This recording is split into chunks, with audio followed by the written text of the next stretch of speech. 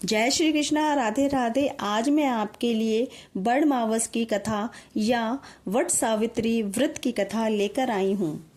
तो आओ कथा शुरू करते हैं। भद्र देश में अशुपति नाम का राजा था, जिसकी संतान नहीं थी। उसने बड़े बड़े पंडितों को बुलाया और कहा, मेरे संतान नहीं है, इसलिए तुम ऐसा उपाय करो जिससे मेरे संतान हो जाए। पंडित बोले, भाई, संतान तो तुम्हारी एक लड़की लिखी है जो 12 वर्ष की आयु में विधवा हो जाएगी। राजा ने कहा, क्या मेरा नाम नहीं रहेगा? बाद में खूब यज्ञ हवन इत्यादि कराई। जब पंडितों ने कहा, उस लड़की से पार्वती की और बड़ मावस की पूजा कराना। यज्ञ होम कराने से राजा की स्त्री गर्भवती हो गई और एक कन्या हो गई, तो उसका नाम सावित्री रखा गया।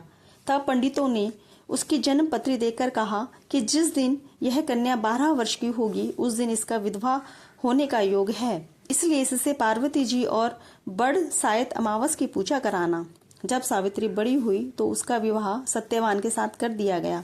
सावित्री के सास ससुर अंधे थे, जिनकी वह बहुत सेवा करती थी, और सत्यवान जंगल से लकड़ी तोड़कर लाया करता था। और सावित्री को मालूम था कि वह जिस दिन 12 वर्ष की होगी, उस दिन मेरे पति की मृत्यु हो जाएगी।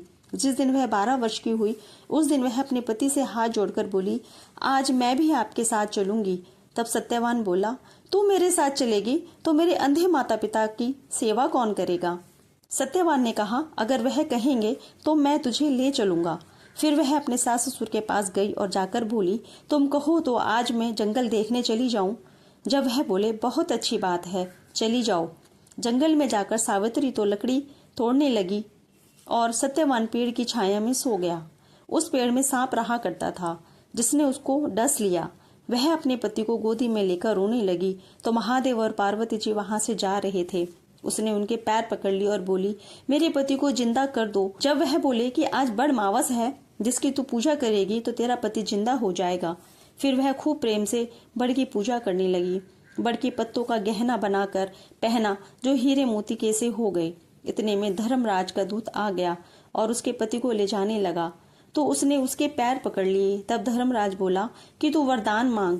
तो उसने कहा कि मेरे माँ बाप के पुत्र नहीं है। जब धर्मराज बोला कि सत्य वचन हो जाएगा, फिर वह बोली, मेरे सत्यवान से 100 पुत्र हो जाएं। फिर धर्मराज बोला, 100 पुत्र हो जाएंगे। फिर वह सत्यवान को ले जाने लगे। तब सावित्री बोली कि हे महाराज, आप मेरे पति को ले जाएंगे तो पुत्र कहाँ से होंगे?